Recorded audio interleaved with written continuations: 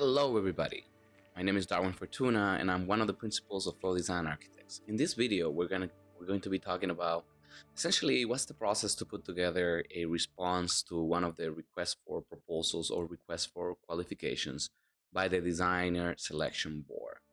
I want to start first by explaining a little bit about the process. Generally the process is it's supposed to be designed so that everybody has a shot at getting these public projects. It's designed for contractors within the Commonwealth of Massachusetts, architects, designers, to have a level playing field, right?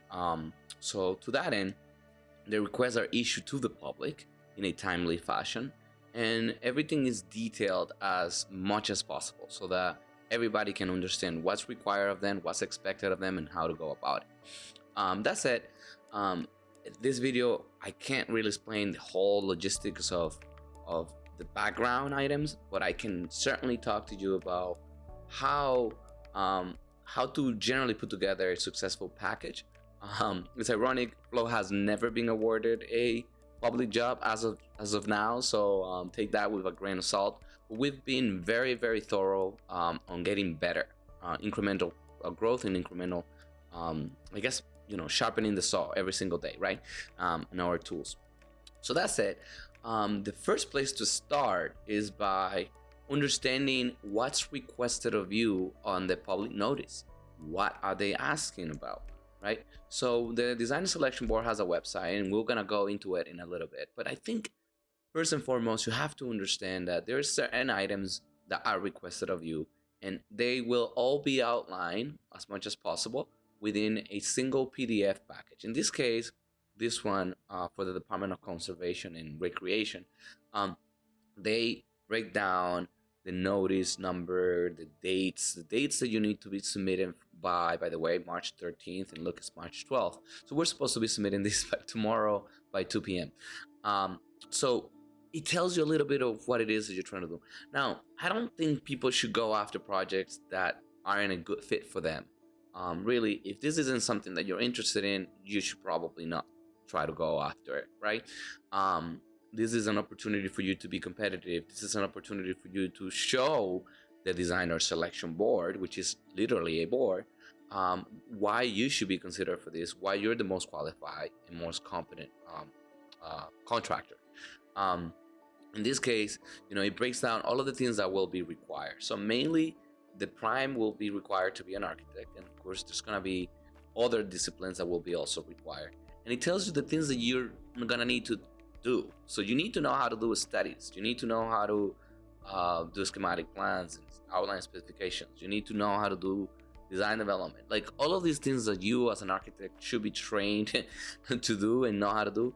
That needs to be there, right? So it tells you the amount of money that will be awarded under this contract. And then it has some sort of caps, but it goes through all of that. So I think the first step for anyone trying to put together a good package, a very thorough and responsive package, is to go through what's requested of them. Now I'm not gonna go into the details of this one right now, but I would say print it, get 2 highlighters.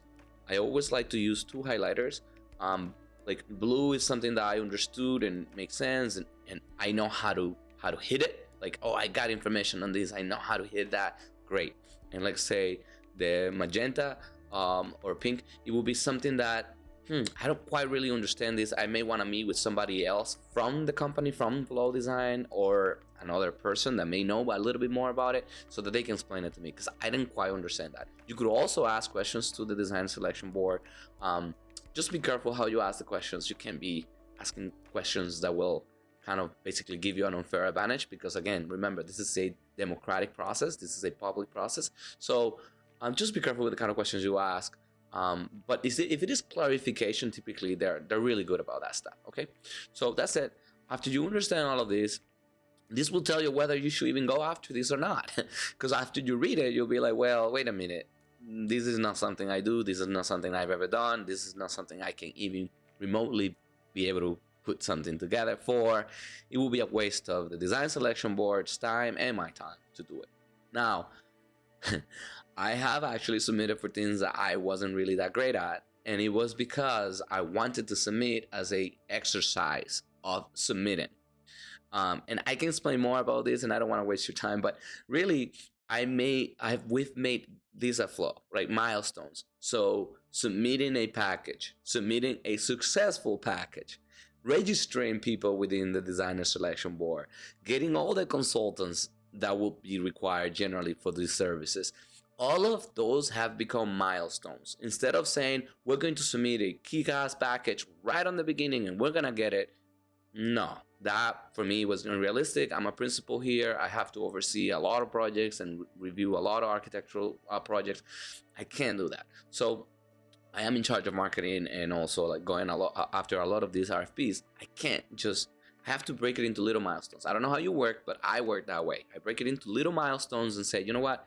We've submitted a package. We've submitted a better package. We've submitted a better package. And that you will see in our folder structure that reflects that same process. Every next RFP package submitted is way better than the previous one. And every next package is always going to be better than the next one.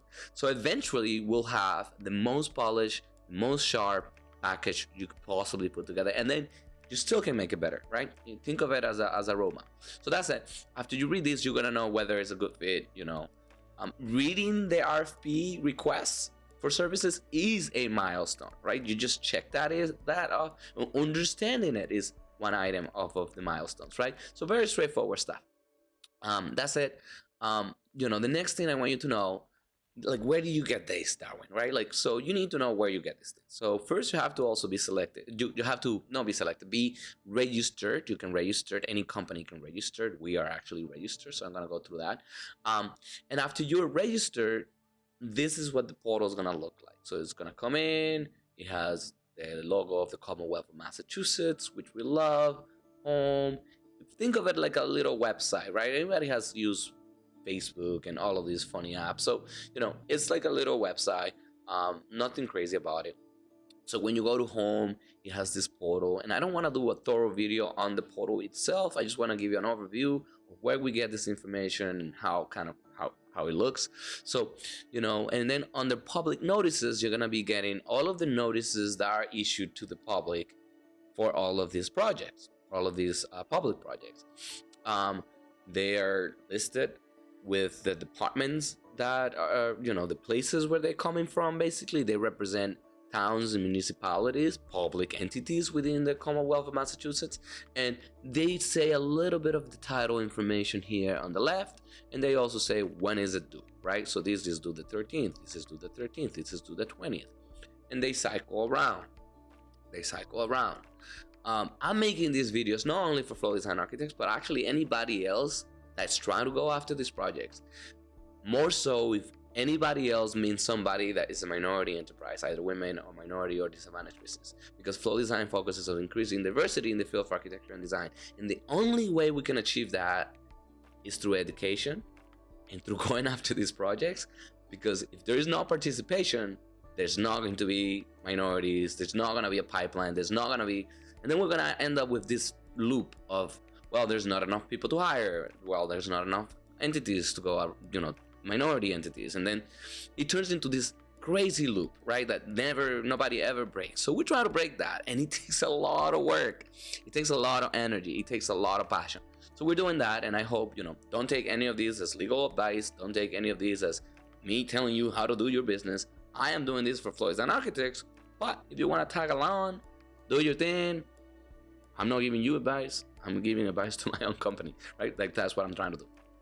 So this is what these packages look like, and you can say view, and then when you say view, you can download that package, okay? So that's it. We're gonna go through our drafts right now, because we have already started the submission for this. I mean, imagine if I hadn't started, and today's the 12th, and this is due on the 13th, that would be very irresponsible of me to try to submit successfully for something like this. So the first thing that we do, like, just so you know, like at the beginning you have instructions, and they tell you all the instructions. You have to read them, you know, the public notice, which we have already downloaded, the project summary right here, you continue. Then you have to do some disclosures and registrations. Your company has to have already been registered here.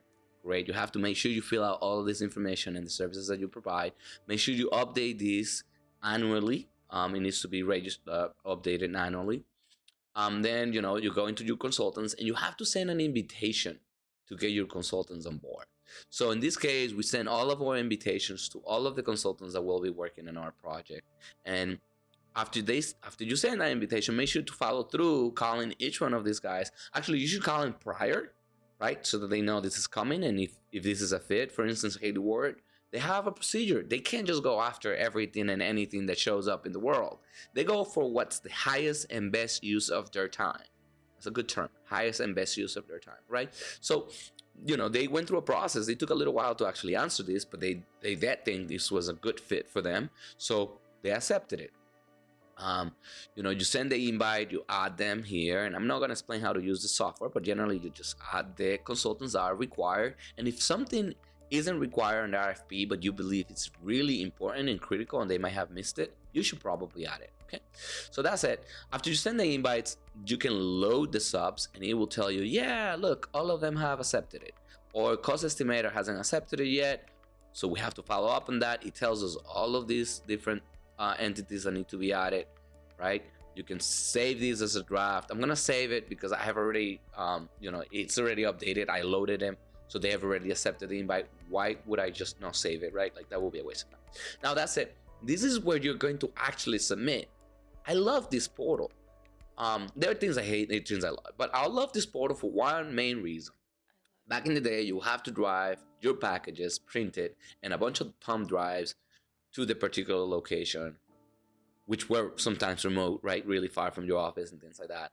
And it would take a lot of time and energy, and it would be very difficult, and it would be very stressful, right? On this day and age, I think that we, like young minorities, have a little bit of an advantage when it comes to this. We may not have the experience, but we know how to navigate these websites very well, right?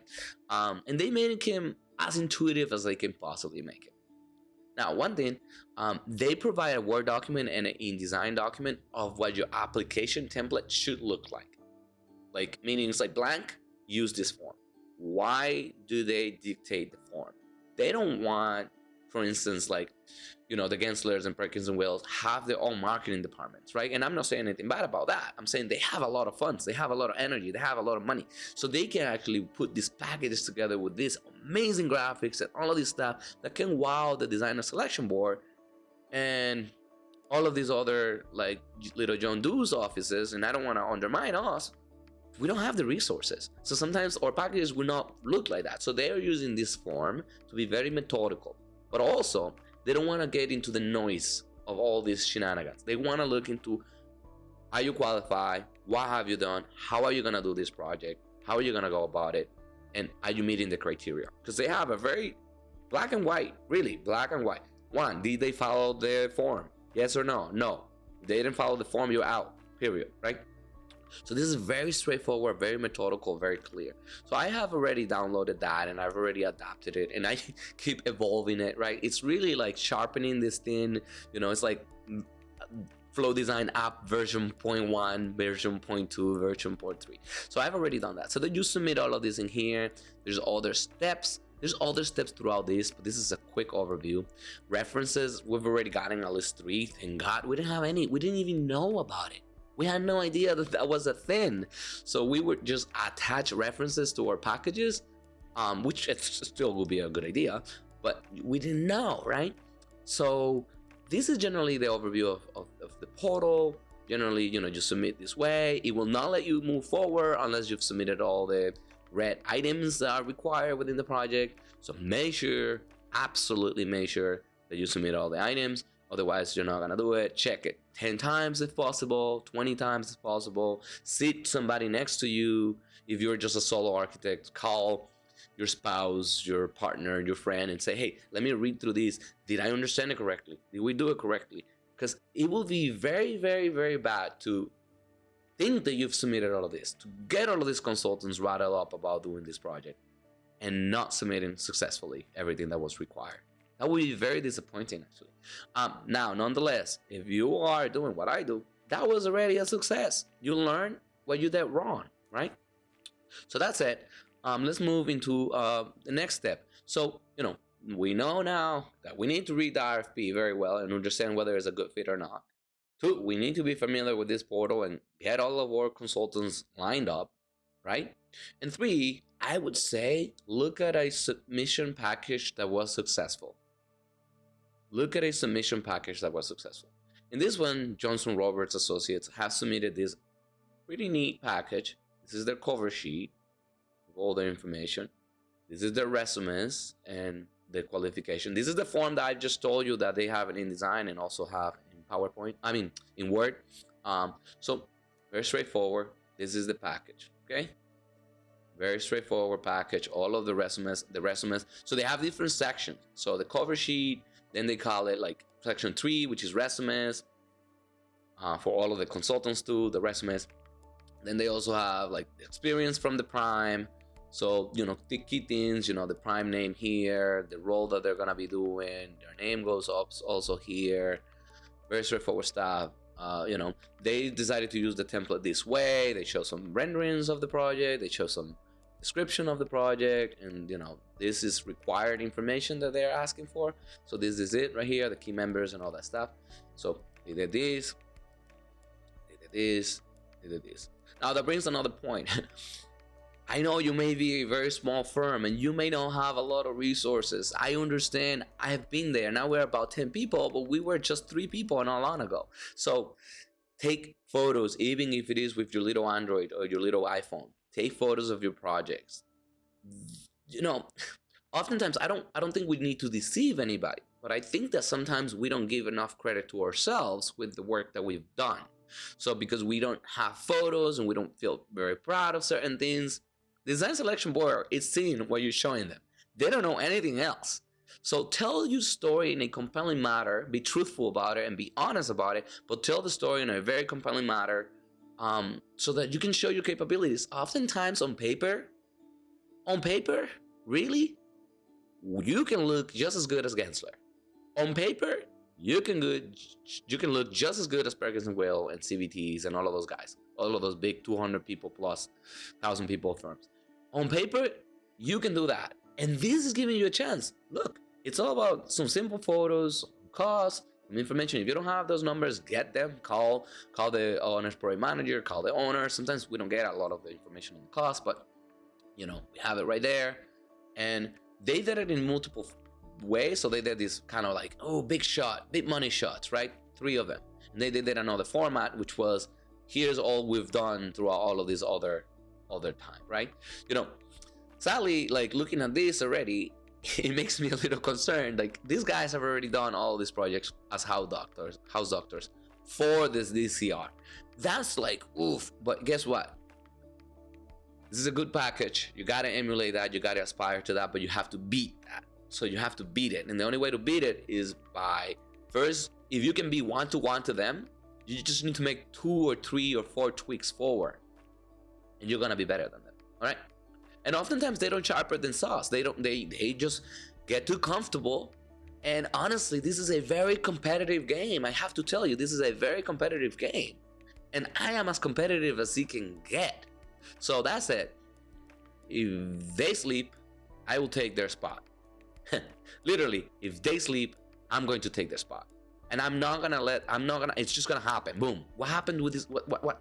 Yes, it's gonna happen. So I want you to please get encouraged. There is a little bit of a discouragement for a second when I looked at it, and I was like, well, they did it, I can do it too. I've done bigger buildings probably, right? So no problem with that. So that's them. So they did a big money shot and they did all of this. They did many projects. You likely have all of these projects too. And if you don't, you just start it out. I would say fake until you make it, meaning like put what you've done. But you couldn't just like have landed into the architecture world from outer space with 0 experience. You know what I mean? Like if you just got licensed, well, to get licensed, you must have done projects because you had to do over 3,000 hours of practice. Do you have a good relationship with the previous offices that you worked at? That's important. Don't burn any bridges, right? I say that too. So because you could use those so long as you give proper credit as to what you did and how you did it. Okay? That's it. And you are a licensed architect. We're all really trained. All of us are trained to do build-its. Like we can all do build-its, right? Like some can do it a little bit more efficient, some can do it a little bit more beautiful, but we can all do these services. This is the bare bones minimum that any architect should be able to do. So that's it. They did this, and then it moves into, this is the other form. They used it like that, and I'm probably gonna do the same. So and then they have the consultants, and I would want to do it in the order, like in the order. You see how they show it here, like architect, mechanical. So in the same order, show those guys in the same order. Okay. Now I'm already gonna tell you a couple of things that we're going to do that are going to make us better than this one, right? I'm gonna make us better than this one. So we'll get to that in a second. But that's it. Understand this package. Understand how this package is put together. Then the mechanical go in. You still the prime here, but what they're gonna offer. This is all their experience. Make sure your consultants have relevant experience. If you don't, as a team, you have to have it all together. If you don't, you have to have it as a team. Remember that, as a team. So please ensure that as a team, you have all of those elements together so that you can put a very competitive package. If you haven't done it, many of those, your consultants can help you. Like they are supposed to help you, okay? So that's it. We have this, the niche engineering. Okay, great. They're a minority enterprise. We have Media Quota, which is a cost estimator, minority women enterprise. Great. Here's all the projects. Beautiful, beautiful. Okay, all the projects from the other consultants for environmental. Great. Beautiful. Then this is the section 5 is supplementals. So they show all of the supplemental stuff about them and the things that they do. I like that they kept the same format for the supplementals. I really do, actually. So it's very nice. They're literally saying we've done all these projects successfully for the last X. We've had little change order. We've done all of this. They track this. They're very good at tracking things. I know. As a small practice, it's very difficult to keep tracking all of these things. You have to track hours. You have to track all of that stuff. But honestly, you can do it. It's little by little, but you can do it. Like little incremental progress, right? And this is the package, and they've been selected. As you can see, they've already gotten a lot of projects. Okay, so this is a sample one, and I have a list of sample ones that I'm going to provide to you, not to the public, but to you, that person from Fall Design that's watching this, likely Nicole Villa. Hi. So I've put together a nice little Word document, and the Word document makes it all easy for you. Sample projects that we've done, and I'm explaining what I'm telling you right now is actually here. I'm using that as a sample. So, understanding the portal, understanding the, InDesign and all that stuff. So now we understand what a successful package looks like. You got it. You know that, right? Let's try to get there. Now, we're not getting there from scratch. Started from the bottom, now we're here, right? So we are actually getting there from something we've already submitted. This is a package we put together for a roof replacement project. And section 3. So we show our team organization, and here's our package, right? We got pictures or blue color for the headers, beautiful, or blue color, and our font, the Avenir font all throughout here. Very straightforward stuff, right? That already to me starts looking way better. Now I'm not here to compare with these guys, right? I'm not here to. But this versus this, dude, I can go all day long with you, Baba. All day long, Jeffrey. All day long. You have all of this relevant experience with DCR. You also happen to be way older than me, so therefore you must have that experience. But like what's not equal is not really an advantage. I have won more awards probably altogether than him in my short little life. So there's things you've done, guys. I'm not trying to brag here. I shouldn't be comparing. Sorry. But anyway, point being is we have this. Just make it into a compelling way. Like, look, all the projects we've done. In this case, I will tailor these, and that's gonna be another one of my steps. So, the InDesign package that we have has this.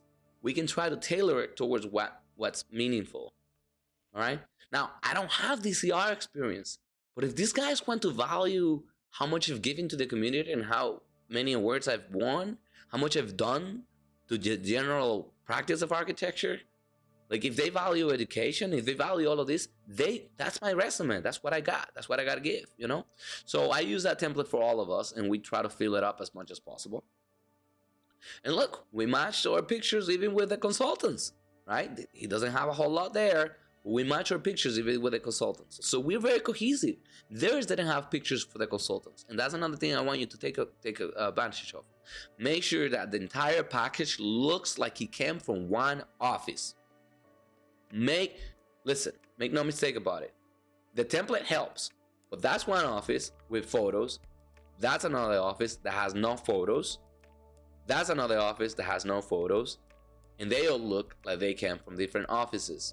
I want it all to look like it came from the same office. So if you have to reformat all the resumes information in this way, we have to do it for all of our consultants. When we do that badass package, that one amazing package, it will make it so easy.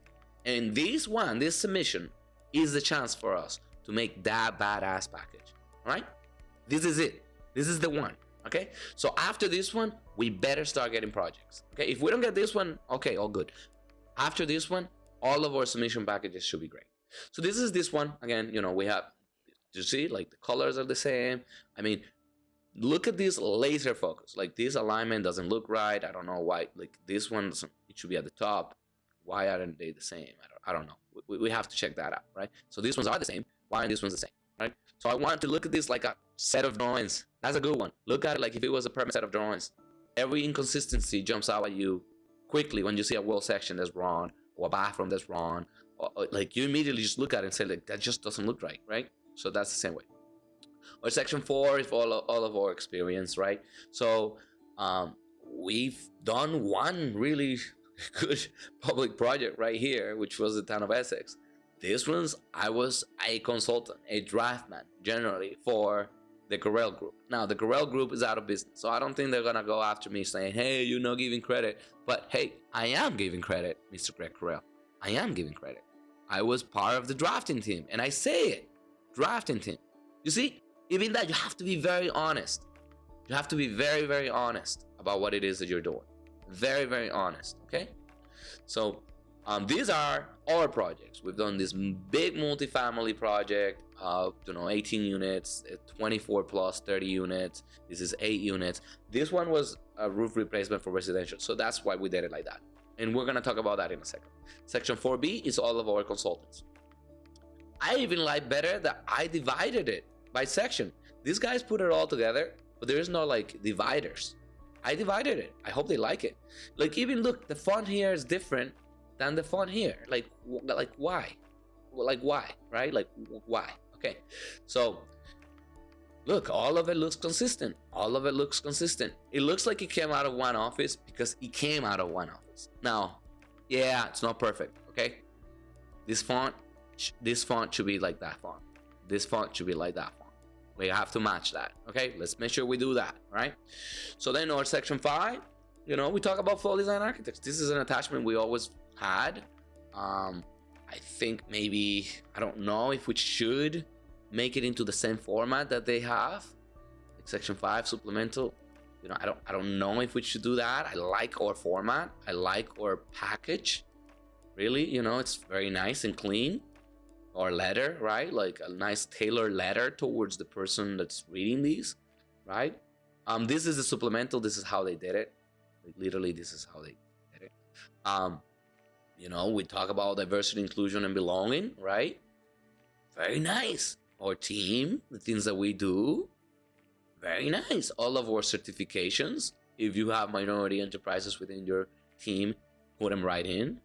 Very nice. Approach and work plan.